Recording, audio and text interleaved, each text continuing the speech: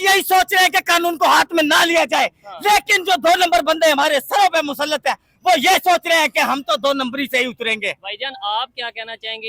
ये तो जज्बात में कुछ ज्यादा ही ना बोल जाए, बाद में इनके लिए भी मसला हो जाए और फिर और लोगों के लिए भी मसला। बताओ भाई सारे भाई, मैंने जो भी बात कही है अल्लाह नानिया कहता हूँ सही कही है, तालियों में तो सही कही है, बिल्कुल सही कही है। हमें यकजहती की जरूरत है, हमें अपने आप को आजाद करवाने की जरूरत है। ख्वाजा आसिफ साहब डिफेंस मिनिस्टर ने सवाल सुनिएगा, उन्होंने कहा कि अगर कश्मीर का मसला हल होता है, हमने तो एटम बम रखा ही इंडिया के लिए है, तो मतलब अगर इंडिया ना हो, दुश्मन वो है हमारा, तो कश्मीर का मसला हल हो जाए तो हमें फिर ऐसा जरूरत नहीं है इतना कि मतलब हम गौर करेंगे कि इसे शायद प्रोग्राम को कश्मीर चाहिए या एटम बम चाहिए। भाई 2 कश्मीर है, मैं रोशनी डाल देता हूँ, एक पाकिस्तान के हिस्से में, एक उनके हिस्से में ऑलरेडी चला गया है। अब जो बात होगी वो अगले जो पाकिस्तान के हिस्से में उस कश्मीर पे बात होगी, उसमें तो हो ही नहीं सकती। अच्छा, वो वाले हिस्सा तो खत्म। अब मैं जहाँ तक इंडिया को समझता हूँ, मैं 60,000 रुपए सैलरी लेने वाला बंदा था। ना आपके मुल्क में इम्पोर्ट रही, ना आपके मुल्क में एक्सपोर्ट रही, ना आपके मुल्क में बिजनेस रहा, ना इंडस्ट्री रही। हमारे यहाँ पे जो इन्वेस्टर है वो यहाँ से मुल्क छोड़ छोड़ के बाहर जा रहे।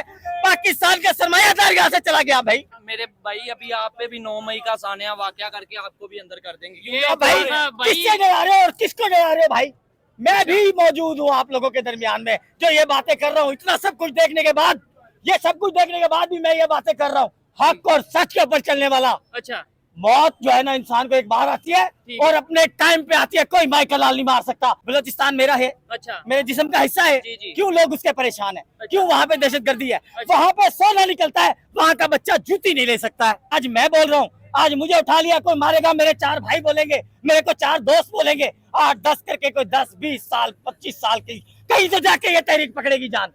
कोई कितने मर जाएंगे, कितने मर जाएंगे? 24 करोड़ है यार, 4 करोड़ मर जाएगा, 6 करोड़ मर जाएगा, मुल्क तो ट्रैक पे। नमस्कार दोस्तों, मेरा नाम अनुज धीमान और आप देख रहे हैं नेशन ब्रो। पाकिस्तान की जो आर्मी है वो अपनी छवि सुधारने के लिए हमेशा भारत के ऊपर आरोप लगाती रहती है कि भारत जो है पाकिस्तान को बर्बाद करना चाहता है। लेकिन पाकिस्तान के अंदर कुछ ऐसे लोग हैं जिनको पता है कि भैया भारत नहीं बर्बाद करना चाहता है पाकिस्तान की आर्मी को। एक्चुअल में पाकिस्तान की आर्मी ने पाकिस्तान को बर्बाद करके रखा हुआ है। आप ये वीडियो देखिए, फिर आपको सारी चीजें समझ में आ जाएंगी। पाकिस्तान का लड़का है जो बिल्कुल भी पाकिस्तानी आर्मी से नहीं डरता है। आइए वीडियो देखिए। किसी से कुछ भी नहीं ले सकते, हम जज्बाती बात कर सकते हैं। हम मुसलमान लोग हैं ना, मुसलमान कौम है ना, हमारा पहले उसके जो भी बात हम कर रहे हैं ना जज्बाती, उसके लिए पहले हमें यकजहती का तो मुजाहिरा करना है। अबे भाई अपनी यकजहती, अपनी यूनिटी पहले यहाँ तो बना लो कि जो तुम्हें चाट के चले गए हैं 76 साल से अभी तक, तुमने उनके लिए क्या किया है इस मुल्क के गवर्नमेंट की बात भाई मैं अपनी गवर्नमेंट की बात करूंगा ना, जो तुम्हें चाट के चले गए हैं, जो तुम्हें खा पी गए हैं, जो तुम्हें खत्म कर रहे हैं, जो गुर्बत की लकीर को खत्म करने आए थे, गरीब को खत्म करने,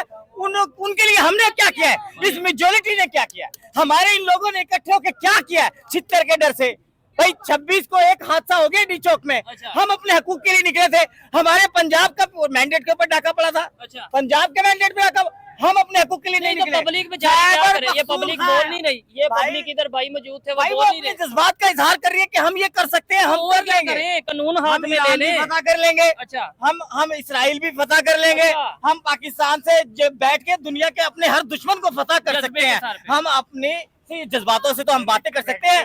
यूनिटी होनी चाहिए, थोड़ी सी ना इत्तेहाद होना चाहिए। हमारे अंदर इतना तो इत्तेहाद है ना कि हम एक दूसरे की जान को छुड़ा लें। इतनी महंगाई हो रही है, बिल कहाँ से कहाँ चले गए हैं। इस हुकूमत को उतार के दिखाए ना मुझे, दिखाए मुझे इस हुकूमत को उतार के। अगर हमारे अंदर इतने दाने हैं तो उतारे मुझे, बैठे MLA MPS, हम तो नहीं लाए इनको। आपको बिल की इनको मुझे लगता है बिल बहुत ज्यादा आ गया आपको। मैं भाई बिल नहीं आया, मैं 60,000 रुपए सैलरी लेने वाला बंदा था। ना आपके मुल्क में इम्पोर्ट रही, ना आपके मुल्क में एक्सपोर्ट रही, ना आपके मुल्क में बिजनेस रहा, ना इंडस्ट्री रही। हमारे यहाँ पे जो इन्वेस्टर है वो यहाँ से मुल्क छोड़ छोड़ के बाहर जा रहे। पाकिस्तान का सरमायादार यहाँ से चला गया। भाई ठीक है, मैं जज्बात में आके अगर बात करूंगा गवर्नमेंट तो मैं अपने लोगों को उठाने की बात तो करूंगा। अच्छा, मैं किसी और से कुछ नहीं कहूंगा। हमें सब फतह कर जाएंगे कि हमें हमारे अपने ही जो है वो फतह करके बैठे हुए हैं। आपको पता है हमें सब फतह कर जाएंगे। थोड़ा सा होश के नाखून ले, हमें फतह की जरूरत है पहले अपनों से, पहले अपनों से फतह की जरूरत है। हमें आटा नहीं मिल रहा टाइम पे, घी नहीं मिल रहा, हमें पेट्रोल में कहाँ है आलमी मंडी में कीमत पेट्रोल की? ठीक है, जानते हैं आप लोग कहाँ पे है? पाकिस्तान में इस हिसाब से 140 रुपए लीटर पेट्रोल मिलना चाहिए। अच्छा, कितना पेट्रोल ले रहे हैं आप लोग? लेकिन वो हमने जो टैक्स इतना लिया है उसकी वजह से हमें शराइत माननी पड़ती है। हमने कहाँ लिया? अच्छा, हमने तो दिया ही दिया है।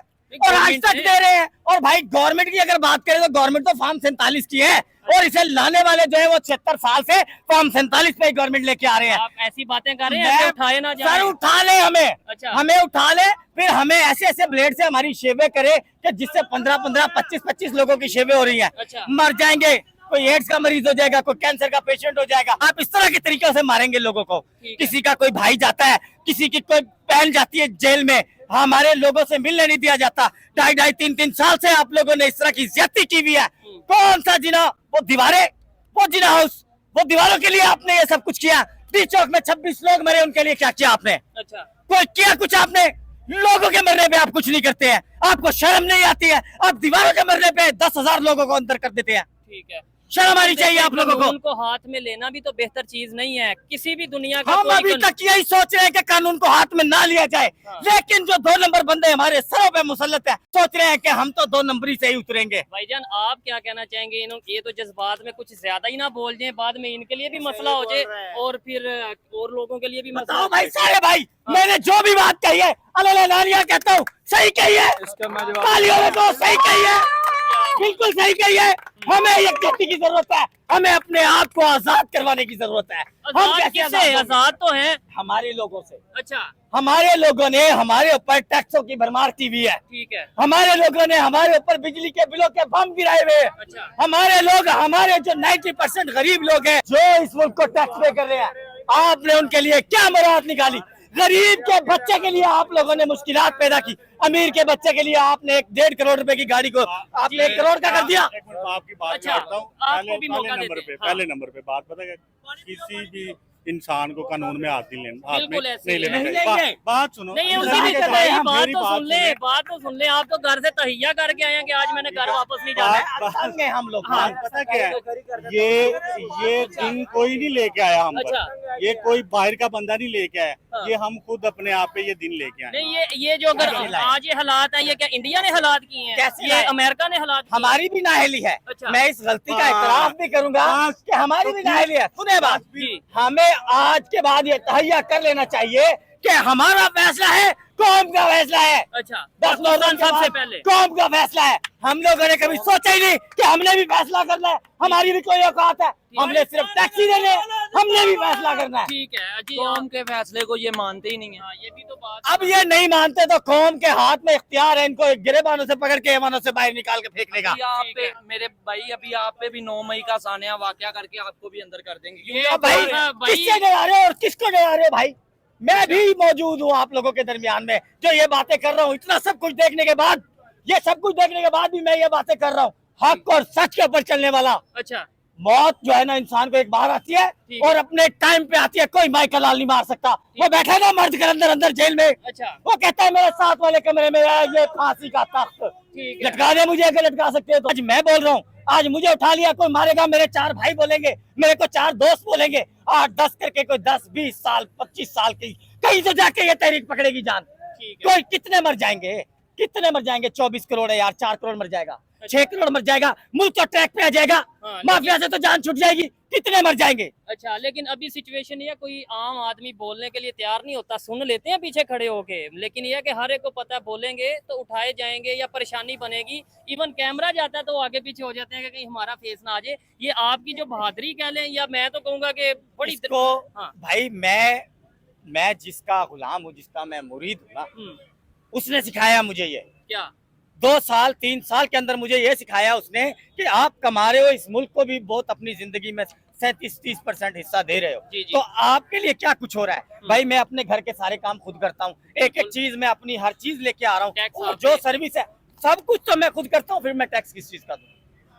मुझे सब्सिडी हॉस्पिटल में नहीं मिल रही है, मैं अच्छा। बाहर से परचेज करता हूँ तो मुझे वो दवाई मिलती है, जो कि डॉक्टर के साथ वो पहले ही जो है मेडिकल रैप ने तय किया होता है कि तेनू मैं इतना खर्चा दे देंगा, तू मेरी इतने दवाई परसेंट मार्केट से आपका। लेके आनी है, बिल्कुल। परसेंट ताड़ा मिलता रहेगा। अब वो जितनी मर्जी महंगी है, हमारे मुल्क पाकिस्तान के अंदर ये सिस्टम करप्ट 2 नंबर जो है ना, ठीक है। इसके बगैर अब गुजारा ही नहीं है। इन्होंने इतनी इंतहा कर दिया है कि हर जगह पे 2 नंबरी, हर जगह पे 2 नंबरी, जेल, थाने, कचहरी, हॉस्पिटल, जहाँ पे चले जाओ 2 नंबरी। पैसे लिए दे बगैर काम नहीं होता बंदे का। मेरा वाकिफ है जी थे, मैं उन्होंने गल करना काम हो जाता है, वाकिफ है। काम ऐसे नहीं होगा कि हम लोग जो सिटीजन्स हैं, हम लोग जो टैक्स पे कर रहे हैं, हम अपने तरीके से अपना काम करवा ही नहीं सकते किसी उसमें से। एक चीज ये भी है, हमें अपने राइट्स को जानने की जरूरत है। जानने मुझे की- मेरे राइट का ही नहीं, हक का ही नहीं पता, तो मैं कैसे अपना हक लूंगा? फिर मैं यही कहूंगा कि उसे मिल गया, मुझे नहीं मिला। जब तक मुझे पता ही नहीं प्रोसीजर क्या है। हम सबको एजुकेटेड होने की, अवेयरनेस लेने की जरूरत है। और कैसे? दूसरे नंबर पे गवर्नमेंट हो, अदारे हो, अवाम हो, सबको मिल के पाकिस्तान की बेहतरी के लिए काम करने की जरूरत है। अगर आपके ना सिर्फ अवाम कर ले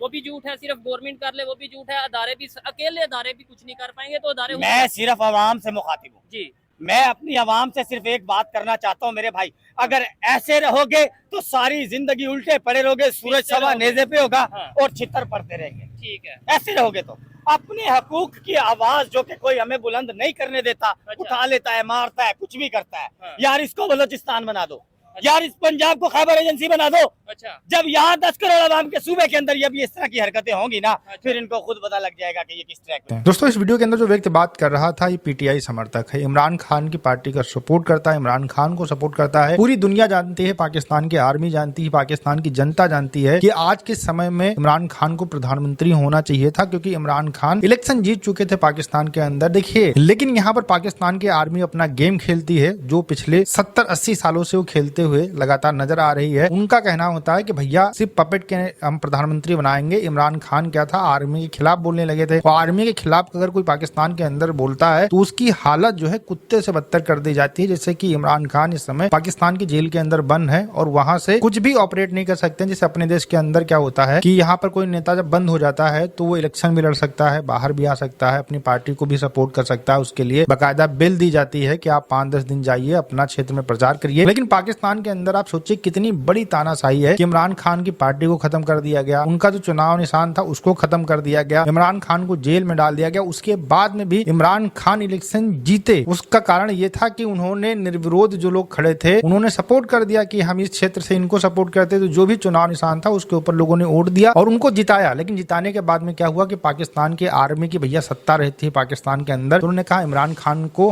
हम जेल में ही रखेंगे, और 1-2 मुकदमों में इमरान खान को बरी किया गया था। उसके बाद फिर से उनको जेल में डाल दिया गया। असली तानाशाही तो पाकिस्तान के अंदर चल रही है, लेकिन भारत के अंदर भी कुछ चमचे टाइप के लोग हैं जो कहते हैं कि मोदी जी बहुत ज्यादा तानाशाही कर रहे हैं। अच्छा, आपने वीडियो देखा और इसमें आर्मी के खिलाफ जब ये बोल रहा था तो अगल बगल के जो लोग खड़े थे वो कह रहे थे भैया मत बोलो, नहीं तो तुम जेल चले जाओगे, तुम्हारी जो नस्लें हैं बिल्कुल खत्म हो जाएंगे, तुम्हारा परिवार को जो है दिक्कत हो सकती है। भारत के अंदर तो लोग बहुत ज्यादा आजादी से बात कर लेते हैं और कह देते हैं कि ये नेता बुरा है, ये आर्मी वाला बुरा है, ये आर्मी गड़बड़ कर रही है, यहाँ सही कर रही है। लेकिन पाकिस्तान के अंदर अगर आप आर्मी के खिलाफ बोलते हैं तो बहुत बड़े आप गुनाहगार हैं। सबसे बड़ा गुनाह आपने वहां पर कर दिया। आप अल्लाह के खिलाफ बोल सकते हैं लेकिन पाकिस्तान के अंदर आर्मी के खिलाफ नहीं बोल सकते हैं। पाकिस्तान की आर्मी ने ही पाकिस्तान को बर्बाद किया है, आतंकवाद को उसने पैदा किया है। इसके अलावा जो पाकिस्तान में सबसे ज्यादा बिजनेस करती है कोई इंडस्ट्री तो पाकिस्तान की आर्मी करती है। बिस्किट से लेकर पैजामा तक बनाते हैं, टोपिया तक बनाते हैं, लेकिन जब कुछ देने की बात आती है पाकिस्तान के लोगों को तब कुछ नहीं देते हैं। पाकिस्तान का जो बजट होता है उसमें सबसे ज्यादा पैसा पाकिस्तान की आर्मी को जाता है। अब ये सब कुछ पाकिस्तान के अंदर कुछ लोग समझ तो चुके हैं और जो ज्यादा समझदार थे वो पाकिस्तान छोड़कर जा चुके हैं, लेकिन कुछ लोग हैं जो आज भी लड़ाई लड़ रहे हैं, जैसे कि इमरान खान है और उन्हीं का ये बंदा है। इसी वजह से पाकिस्तान की आर्मी के ऊपर ये बात कर रहा है कि इन्हीं की वजह से पूरा पाकिस्तान बर्बाद हुआ है। इसमें कोई दो राय नहीं है। आतंकवाद को जब बढ़ाओगे तो पूरी दुनिया के अंदर तुम्हारा सम्मान घटेगा। भारत के खिलाफ नफरत प्रोपेगेंडा करके तो अपनी थोड़ी बहुत अच्छी इमेज बना सकते हो, लेकिन पाकिस्तान के अंदर जो पढ़े लिखे समझदार लोग हैं उनका 100% यही कहना होता है कि नेताओं को बदलना पाकिस्तान की आर्मी काम है। और जो एक नेता है पाकिस्तान का वो कुछ समय पहले जेल में होता है और 10 साल के बाद जब आर्मी चाहती है बाहर निकाल कर उसको प्रधानमंत्री बना देती है। अभी आप देख लीजिए पाकिस्तान का जो प्रधानमंत्री एकदम कार्टून वाला है, आर्मी की इशारों के ऊपर नाचता रहता है, और यही पाकिस्तान की आर्मी चाहती है। सत्ता उसी के हाथ में होती है क्योंकि तलवे उसको अमेरिका और चाइना के चाटने होते हैं, वहीं से उसको ज्यादा पैसा आता है। इस वजह से वो हमेशा जो है यहाँ पर पावर में रहेगी, तभी यहाँ से पैसा मिलेगा, तभी जो है पाकिस्तान चल पाएगा, पाकिस्तान की आर्मी चल पाएगी। वीडियो कैसा लगा मुझे कमेंट सेक्शन में जरूर बताइएगा। मिलते हैं नए वीडियो के साथ। नमस्कार, धन्यवाद, जय हिंद, जय भारत।